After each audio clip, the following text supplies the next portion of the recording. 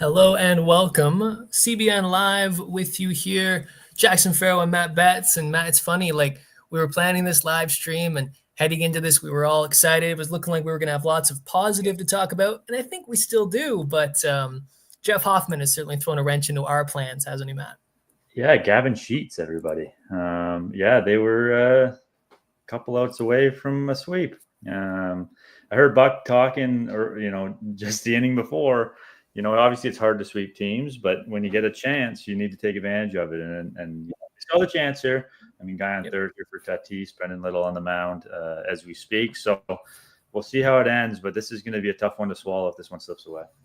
Yeah, because I was thinking about heading into this, if Hoffman was going to get that save, I was thinking what a clean brand of baseball they've played over their last 3 games. Even really in the Tiger series, they played their last 6 games have been good. They've been tight games. They haven't, aside from that blowout they had last night on their end, but really good stuff, right? And maybe on Sunday you would have liked a couple more clutch hits against Detroit, wouldn't you always, right? That's baseball. They played really well. And I think even this Hoffman blown save they've still played really well. Their whole bullpen's been terrific today. I mean, lots of positives to draw on there, Matt. Well, and Brendan Little just struck out there. So could strand this guy on third with Luis Ariz at the plate. Sorry if I'm a little distracted. I'm trying to watch the game while talking about it. So maybe you'll get a little bit of commentary out as well. But yeah, they played well the last while. They played some good teams. I mean, Detroit's, one of the best teams, believe it or not, in Major League Baseball. And played them really well. And then, the first 2 games of this series, they finally got their blowout win yesterday, which kind of took some pressure off the bullpen, which, maybe didn't help as much as they would have liked today. But there's positives for sure. They're at 500, hopefully trying to get above 500 here. It's the battle with 500, isn't it, Matt? Like they've kind of been toying with it all year. I think it was a thing last year too, always right around it. It's too bad. I just jinxed it. Luis Ariz. Yeah.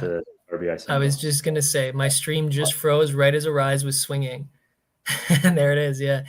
Best contact hit in the game, that guy, man. That's he is something Luis else. Ariz with a base hit.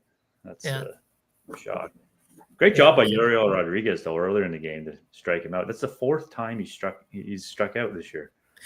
That might have been, and Keegan, I think, tweeted it. That was like he thinks his best major league inning. Yariel Rodriguez, I'd be inclined to agree. He looked like a machine. His stuff has played up so well in the bullpen, hasn't it? Yeah, absolutely. I mean, a lot of guys do. A lot of guys, they like to joke that relievers are failed starters sometimes, but sometimes it's the case. I mean, getting that bullpen, you have that 1-2 innings where you just kind of air it out and the velocity ticks up, the stuff ticks up. You're not worried about going through the order 2-3 times. So that often happens. And I'm not really surprised. He's kind of got that bulldog mentality in him that kind of suits the reliever. So hopefully they have something there. He screams multi-inning reliever, right? Like a guy who can give you the 5th and the 6th, bridge you to the back end of your bullpen, maybe 6th and 7th. I want to talk a little bit about the lineup too, because I'm looking at like 3 left-handed hitters right here: Varsho, Barger, and Lucas, who've all just been. Now I got to tell you, they've all looked like different hitters this year, right? Varsho, this is probably the best stretch he's had as a J. This last couple, ever since he really got back from his shoulder surgery. Barger looks revitalized, we could call it. Clearly, the offseason went well for him, and he's had a great start to his year. And Lucas as well. I mean, lots of positives there.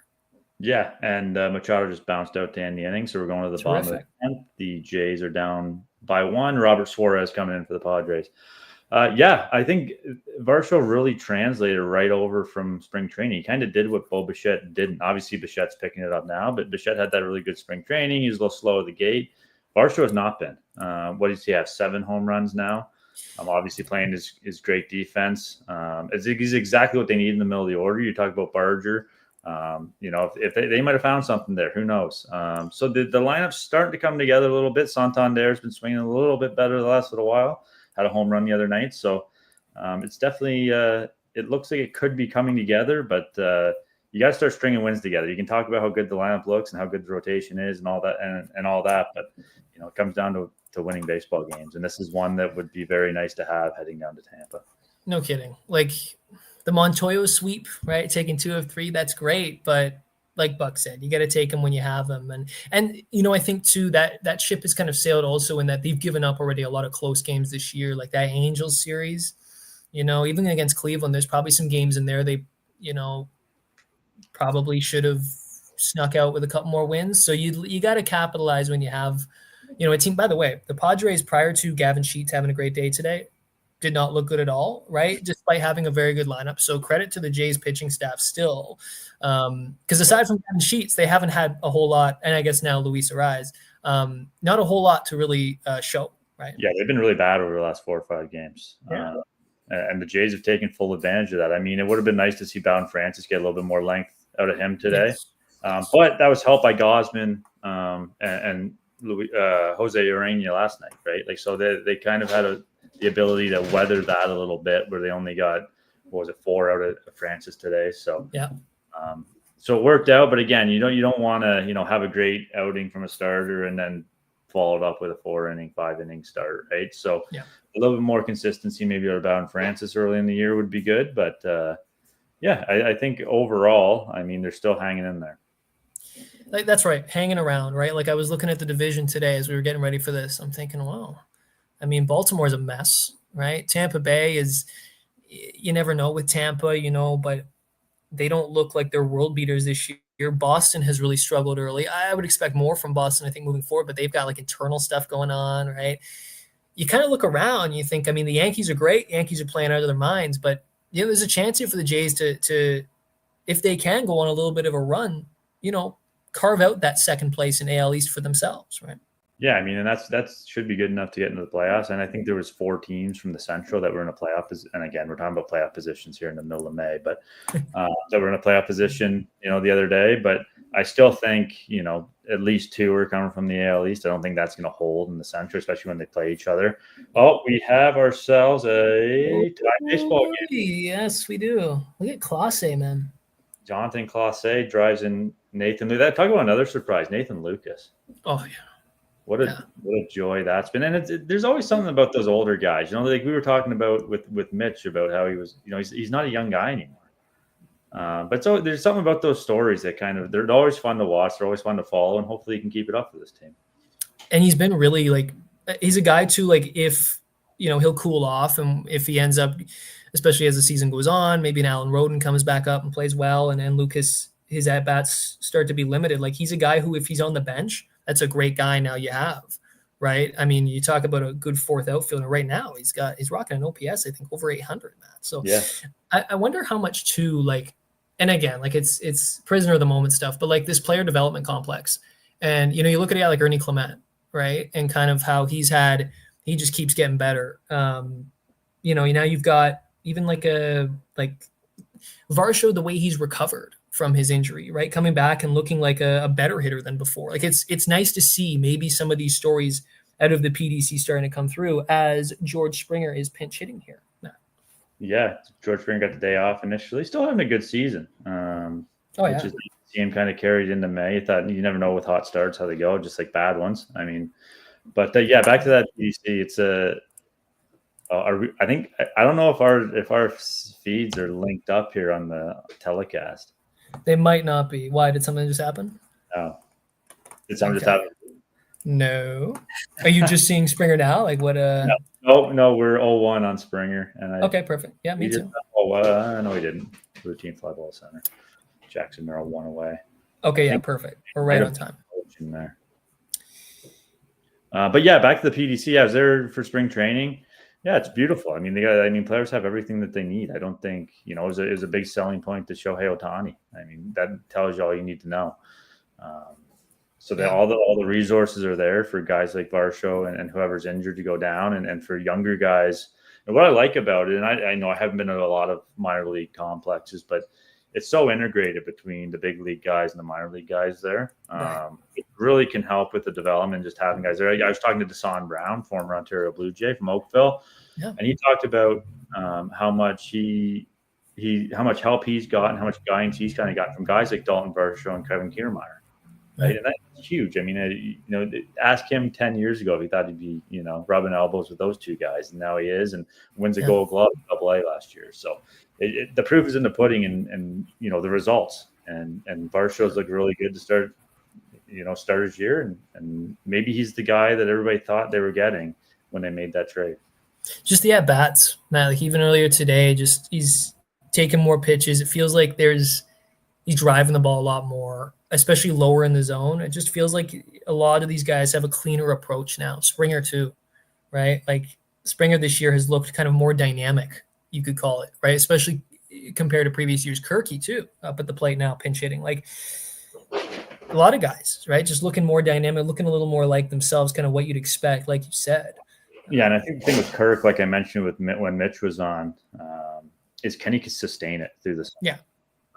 Offensively, defensively, I think he's going to be fine. I think he's going to be the guy that he always is. But offensively, that's going to be the big question because Tyler Heineman's not going to, it's not a platoon situation, right? It's Kirky's job, so it's going to be interesting to follow that. Boy, Heineman looked good again, though, today at the plate. I got to say, like that stroke of his. And yeah, like you're just riding the BABIP train, right? Like you'll just take whatever you get. And maybe, playing twice a week, maybe that can be maybe not as good as he's been to start the year, but, maybe he's serviceable with the bat as well. So, but yeah, it's gonna fall down to see how Kirky kind of holds up throughout the year. Oh, there's a single to left by Kirk. Very good. I'll say moves to second. This is giving me. I just thought about this as I'm watching this game and how difficult of a job Ben Shulman and Chris LaRue have calling games on the radio on the road from the studio. Because I was like, oh my God, where's Clase? Oh, he's rounding second, I think. Yeah. Not going to third because it's a hit ball to left. But I mean, how difficult that must be if a ball goes down to the corner and your cameraman's maybe not where you want him to be at any given time. Anyways, that's a conversation maybe for a different time. No, but you know what? You're right. Like the lack of calling a game off a monitor is never ideal, is it? Bichette up, 2 on, 1 out. Runner at second is Clase with a ton of speed. Yeah, you got to think he's getting the wave on a ground ball to the outfield. Well, what you're looking for here is just Bichette, one of those classic, just flip it to right field, right? Just flip it to right field. Clase's got enough speed to come home, although there's a big arm out there in Tatis, but still. Yeah, let's see it. Let's test it. Exactly. Let's test that arm. But heading to Tampa, it's a place that the Jays have struggled. Tropicana Field. They're obviously not playing there though, so it's going to be interesting to see how they kind of play in Tampa this year. I'm fascinated to see how that field plays. Right, like remember when the Jays played in Dunedin a couple years ago, and there was a lot of rainouts. That's one thing I always remember is just how many games in May and June got canceled or postponed. But yeah, like they were talking about in the broadcast when Tampa was here last week, how the ball does funky things out there. The wind changes depending on time of day. So it should be a fun series at the very least for Jays fans, hopefully. There's no second level, which also plays with the wind. Right. I was watching them play Houston the other night, and they were talking about how it plays a lot like Yankee Stadium because I think the dimensions are the same. Yeah. So the short porch and right, I saw a home run, a wall scraper. So we might see a couple of those this weekend. I think the Jays would be okay with that. Well, and with all these lefties hitting well, it's a good time, right? Bichette watched fastball in the other half for strike 3. I lift the bat off the shoulder. That's a good pitch, though. It's a good pitch. So now 2 out, and it brings up, wow, this is dramatic, hey? This was all what it was about. It brings up the face. I think that we'll get to Hoffman, I'm sure, shortly here, maybe depending on if Vlad walks it off here. I have a stat here on Hoffman. We can kind of throughout this AB maybe. So in May so far, Hoffman had in 7 innings, 13 earned runs, 5 walks, and 4 home runs allowed. That's via Chris Black on Twitter. Yeah, I just saw that as well. Now, in March, April, he was much, much better. I think only 2 earned runs in like 15 innings or something. So, you take the good with the bad as a closer, but such is life as a closer. When you mess up, when you have that bad outing, it costs your team. And that's just how the life of a closer, right? Yeah, I'm not the slightest bit worried, no. To be honest with you. I mean, maybe it's because I am a reliever and I always wanted to just get back out there and I always wanted that trust. But yeah, it's the nature of the beast. I mean, you do your job and no one. It's like a fly ball to Tatis and the inning's over. But it's tied. We're going to the 11th. glad he's arguing about a balk here, I think. Oh yeah, he is. Look at that. Yeah. The ump has been a focus all day. The zone has been, especially the lefties, we'll call it inconsistent. Yeah. What were we just talking about, though? We were talking about Hoffman. Yeah. I mean, that's just, it's like, what's the analogy that people use? It's like driving a train. When you do your job, nobody notices, and everyone's happy, but nobody notices. But one thing goes wrong, and you're the center of attention. So it's like in television. You don't notice good audio until it's not there, right? Yeah, you know all about that, right? Nobody wonders how the stuff goes on the truck when everything's going smoothly, but as soon as something doesn't pop up on the screen or something goes wrong, or the graphic has a spelling mistake, like just the little things that can all of a sudden, that's like, and you don't notice until you do, right? Yeah, that's it. And the closer, that's a great analogy. But yeah, let me put up the stat here because I have it. 7 innings, 13 earned, 5 walks, 4 home runs. Yeah, it's hopefully a blip, right? Hopefully, in the summer, whether it gets warmer, June through August, it comes back down to earth. I think he was so good in April, right? You're never as good as your best, and you're never as bad as your worst, right? Yeah. We're somewhere in the middle here, and he hasn't closed a lot of games. Yeah. I mean, it's a different animal getting the last 3 outs. Most guys will tell you that. And it's going to, he needs to, deal with a little bit of this to kind of, not that he's never failed before, but deal with a little bit of this adversity. And I think he's going to come out better on the other end. And it's better that it happens in May than it happens in September, October. That's it. Like, even that also relates to this Santander injury, right? And like, if I don't think they haven't placed him on the IR yet, right? But we'll see how that goes. If they end up doing that, it's kind of one of those things, like, you'd rather have him have an issue now than in August, right? So same thing with Hoffman. And I think they were saying on the broadcast that this was going to be Hoffman's career high in saves. It would have been his 11th save, which would have been a career high. So like you talk about it, man, he doesn't have a lot of experience. He was a part-time closer last year in Philly. I think he was 13 last year. I think. Yeah, that's right. Yeah. So 3 blown saves last year, 3 blown saves this year so far. Such is life as the closer. And by the way, like, you look around, like old friend Jordan Romano, he's had his struggles, right? Like, it's hard. The bullpen can be a tricky monster at times. So here we are in the 11th, right? And like Little's still throwing. And here's a question, with all those lefties up in the 9th, some will say it's too rigid to go to your righty, even though there's a bunch of lefties, but it's Jeff Hoffman. It's your closer. You know what I mean? Like, I saw some of that online. Like, to me, I still go with Hoffman there, no matter righty lefty, but there's an argument, right? It's a safe situation.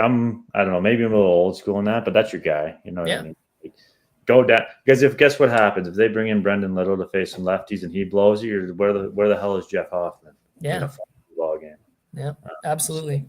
No, I'm in there. I understand the argument. I think it's easy. Hindsight's 20/20 in that situation. But yeah, Hoffman's your closer. It is what it is. Jackson Merrill with the fly ball, the deep center. Varsho. Oh no, that's Lucas back. Catches on the track. Machado tags. Trots in the 3rd. Wow, you're going to be giving Ben a run for his money here, Matt. I don't think so. No, I think he's safe. Oh, it was close. Wow. I have a face for radio and a voice for print. So I love that line. Yeah. Lucas in center. It's interesting too. I was thinking about this with Clase. I haven't seen him in center field a lot. Also, they got Varsho and stuff, but even because they kept Miles Straw, even though Clase is on the roster now, and you wonder if, like, is Straw necessary with Clase on the roster? I mean, they're both playing today, but that's because Springer has an off day, Santander's hurt.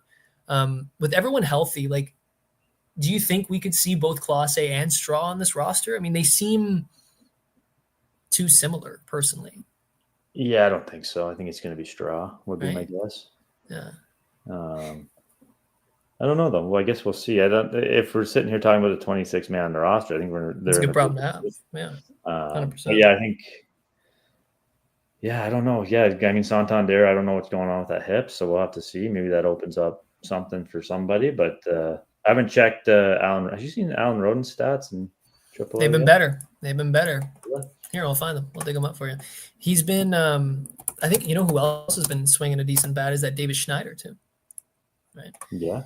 It'd be interesting to see kind of how those two are handled throughout the year. Because Rodon's probably one of those guys at this point where like he's probably too good for AAA, but like, the big leagues is still an adjustment. Yeah, so he's got a Rodon in 11 games, 48 at-bats. He has 3 home runs. He's hitting .396, and he has an 1130 OPS at AAA this year. Okay. So I would say he's probably he's. Oh, by the way, we have a run on the board again. Gavin Sheets. Gavin Sheets, man. Blue Jay killer here. The Blue Jays versus Gavin Sheets. Yeah.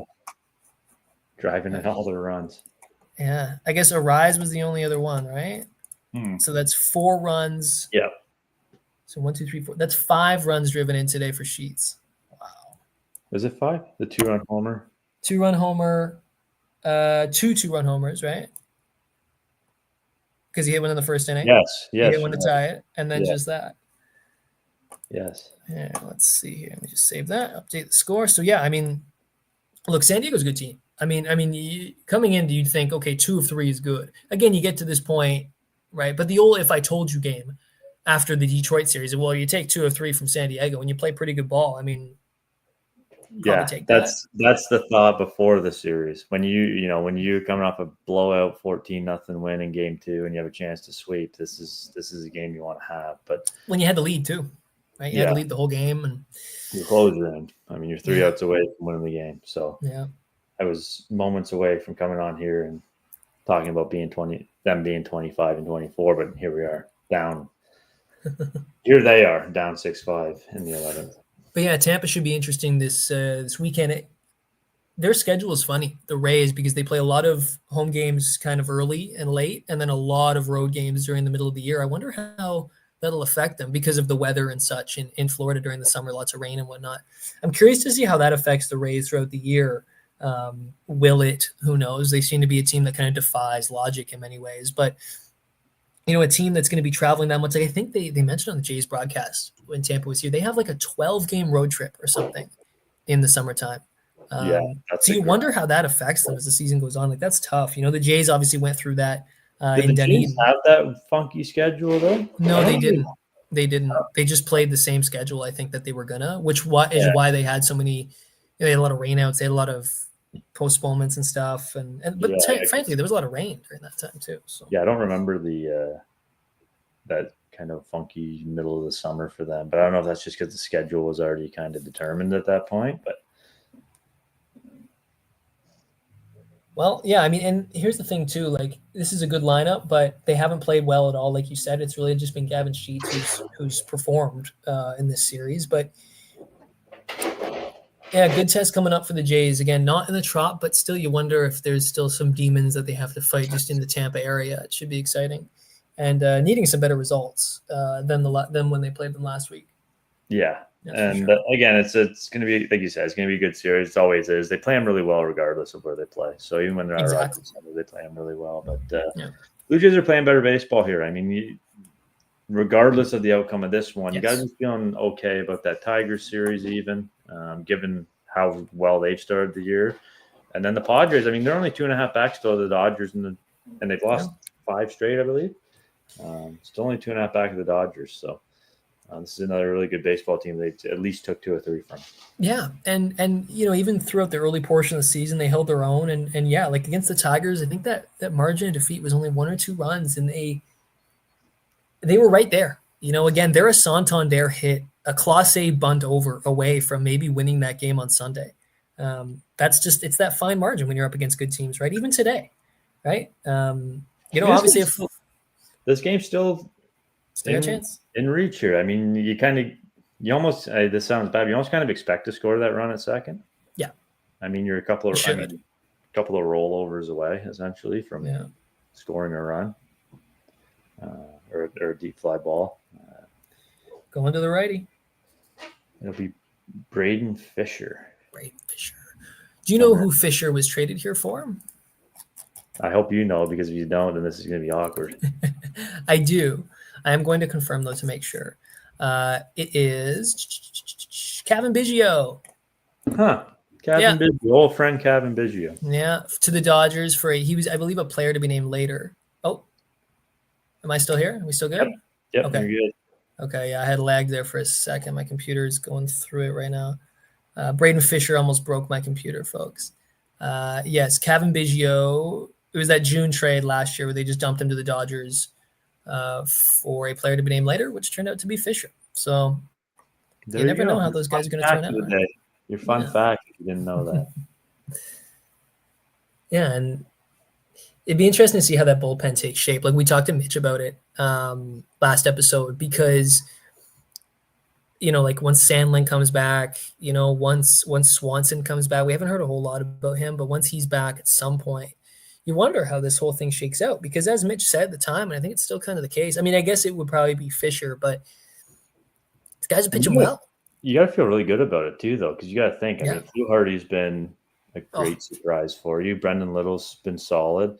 Sandlin can get lefties out, right? So you can really match up at any point in the game out of your bullpen against teams, with heavy lefty hitting lineups. I mean, you got 3 guys that can get lefties out, pretty successfully most of the time. So you got to be feeling good about that. And then again, Hoffman, and it is what it is. I think he's going to be just fine. Yeah, and Garcia has been terrific. I mean, the backhand has still been good. These 3 blown saves by Hoffman. Yeah, everyone obviously doesn't want to blow saves, but yeah, I think by and large the bullpen shouldn't really be something that they'll be worried about. I think as the year goes on, I have faith. That rotation, they'll probably want to add a pitcher depending on Scherzer's health, depending on Turnbull and what he looks like when he comes up. Like I'm excited to see Turnbull, and I think by the way he's got a chance to settle in just fine as a 5 and dive guy. Yeah, I know where you stand on that, but like there's options there, right? Absolutely, and if he can come in and pitch well, like what does that do if Scherzer comes back? Right. Like where are we with Francis? Hasn't had a great start to the year. I mean, I think people have been expecting a little bit more out of him, but I guess that's still a long ways down the road to see how Turnbull actually looks. I think I saw Mitch tweeted today, or X today, that Max Scherzer was throwing on their bullpen. So there's that. Elias Diaz at the plate. I don't think he could be any happier to get out of Colorado. Oh, no kidding, eh? You get a couple upgrades there. You're still in the NL West, but you get to live in San Diego versus Denver. I'll take that. Yeah, Denver's a beautiful city, but Colorado's lovely. But fun place to hit, but not a fun place to win baseball games. That's it, and that's the thing. Like Diaz actually had really good numbers there, didn't he? As a hitter, I mean, he was an all-star one year. Yeah, that's right. 2023 or 2022. They flew out here against Braden Fisher. Yeah. We go to the bottom of the 11th. I think we'll stick around for this half inning. Yeah, we'll see how it goes. See how it goes. They either win, lose, or tie. Either way, we'll be here with you. Let's update that score or B11. Yeah, I was looking around the various, like the Tigers, for example. Like think about the Tigers and how they've been probably the best team in the American League since like last trade deadline, probably, right? And what they did at the deadline. Remember, they moved Jack Flaherty. Yeah, they sold essentially. Like in modern baseball, it's interesting how, I mean, there was a couple years ago when Baltimore did that too. They traded their closer, I think it was Lopez, to Minnesota, and then they made the playoffs or were right in there. It's baseball, like that. Man. Yeah. It's baseball. Like that's what I mean. Stay in this kind of hunt where you're 500, hopefully a little bit above. You get to the deadline, but like we talked about, I mean, if there's so many teams in it, that makes the deadline difficult too. Yes, that's it. That's where if you're what baseball wants. I mean, it keeps more markets engaged, throughout the summer. But just stay in it, and who knows, kind of where you get to at the deadline. I always go back to 2015 when I think they were 51 and 49. Right around there, right around 500. Price, they get Tulowitzki, LaTroy Hawkins. I think that deadline. I'm missing somebody. Ben Revere, Mark Lowe.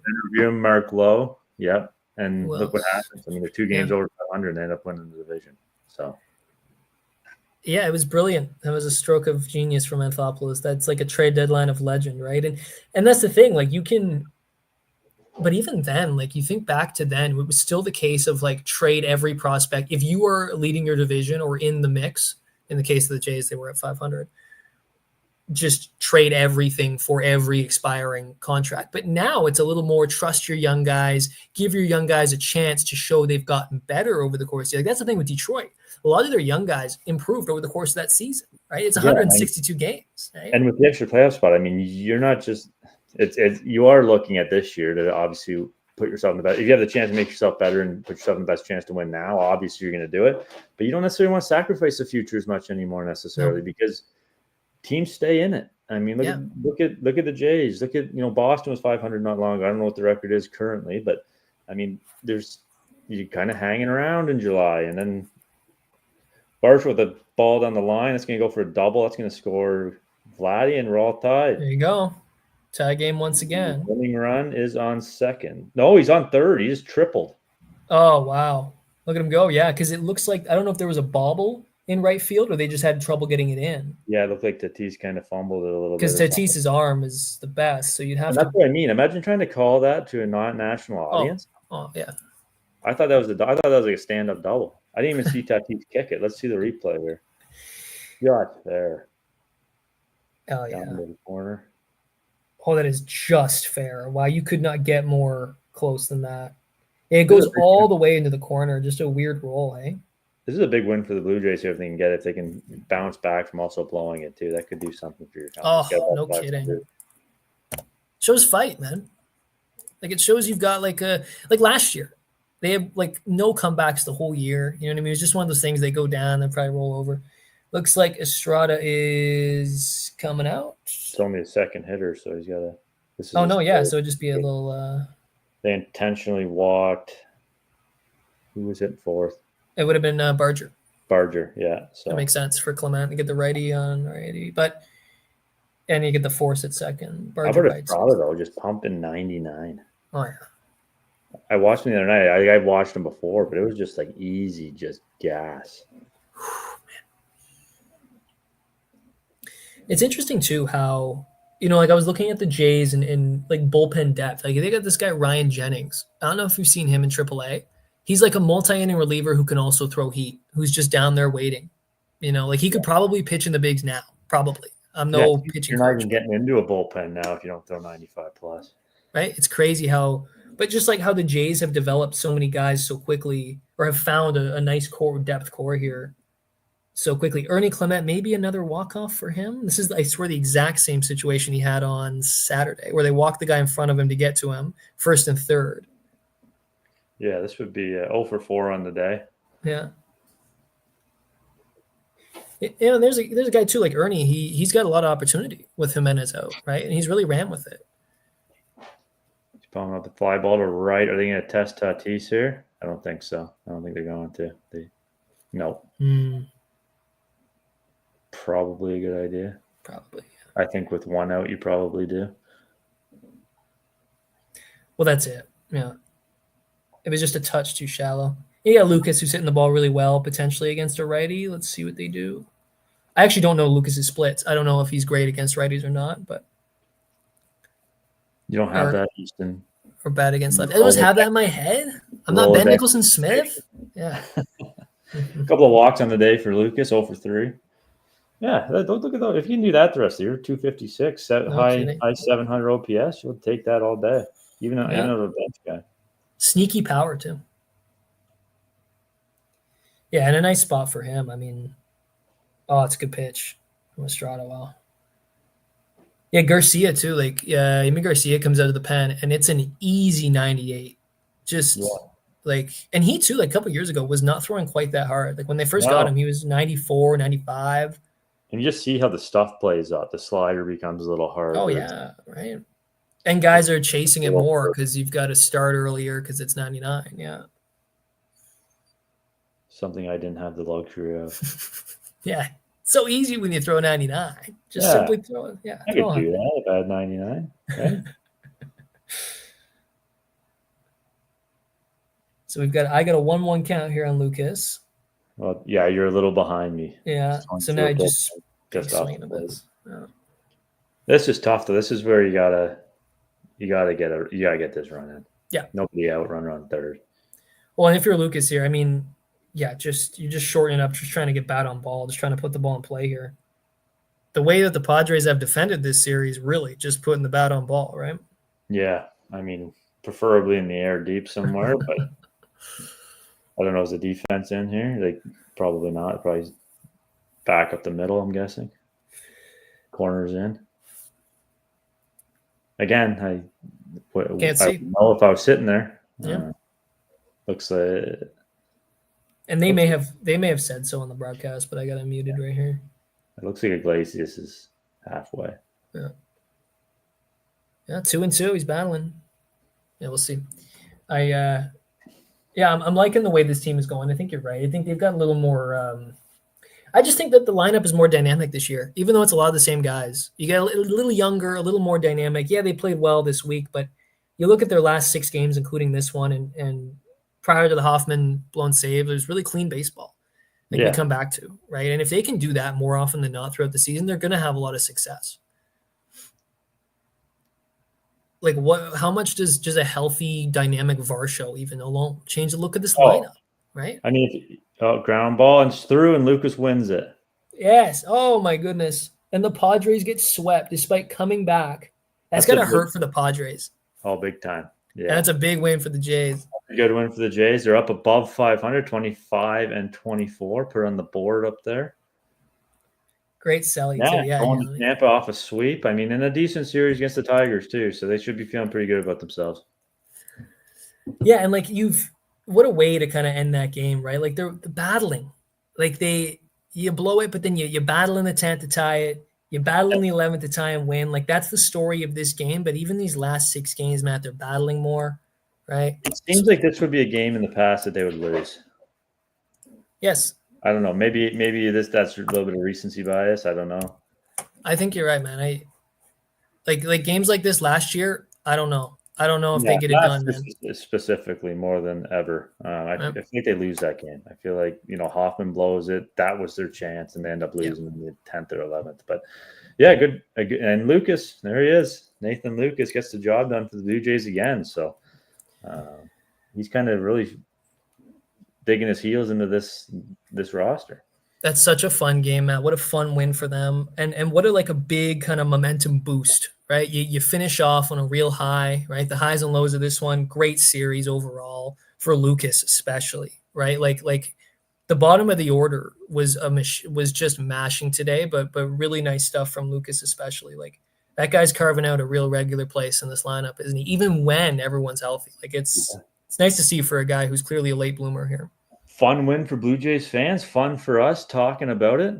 We appreciate you taking time. This was supposed to be a post-game show. It turned into an in-game show. But we're on for the walk-off. So there you go. We're going to be doing this again, throughout the season, on especially on getaway days. So stay tuned. If you follow Jackson and I on Twitter for all the updates on when we'll be on. And we hope you enjoyed it.